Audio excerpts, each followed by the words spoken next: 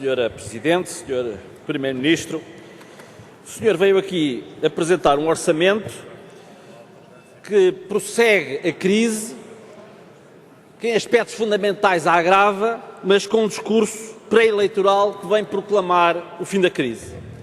O que sucede é que o seu discurso não tem qualquer relação com o que se passa no país, não tem qualquer relação com a situação que os portugueses vivem, com a realidade vivida no nosso país, nem tem qualquer relação com o orçamento que os senhores aqui propõem. E, Sr. Primeiro-Ministro, toda a gente sabe isso. Os portugueses sabem, os senhores também sabem, os senhores deputados da maioria também o sabem, que aliás aplaudem vibrantemente, mas têm o pânico estampado no rosto. E, Sr. Primeiro-Ministro, o que acontece é que só proclama o fim da crise quem nunca sofreu com ela, Sr. Primeiro-Ministro. Porque não há um trabalhador da função pública ou do setor privado, não há um reformado ou um pensionista, não há um jovem licenciado a ganhar 500 euros a trabalhar num call center, ou à procura de emprego, ou a ter de emigrar porque não encontra emprego em Portugal. Não há ninguém neste país que acredite no fim da crise e no discurso que o Sr. Primeiro-Ministro aqui trouxe.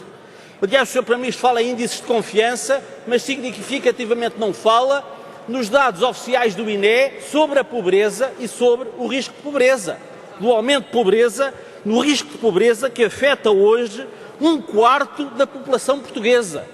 Cerca de 25% da população portuguesa está em risco de pobreza, segundo dados oficiais, mas para isso o Sr. Primeiro-Ministro não tem uma palavra.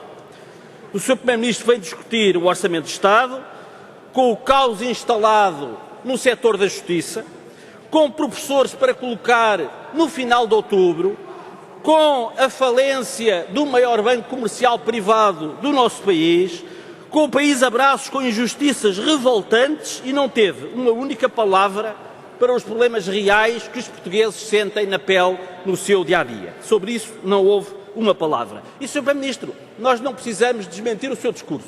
Para o desmentir está aqui a proposta de orçamento que o Governo apresentou e que nós vamos discutir nos próximos dias.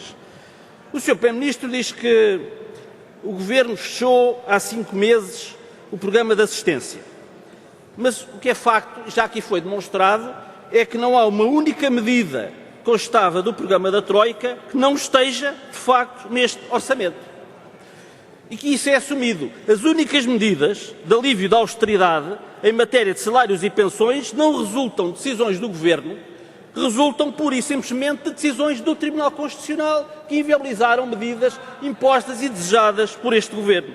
Aliás, os cortes salariais vão ser repostos em 2016, quando o senhor já não for Primeiro-Ministro, quando os senhores já não estiverem no Governo, mas vão ser repostos em 2016, não porque o atual Governo o deseje, mas porque o Tribunal Constitucional o impõe no seu acórdão. Porque, aliás, a intenção inicial deste Governo, nós bem nos recordamos, era que houvesse uma reposição de 20% até 2018 em função das disposições orçamentais.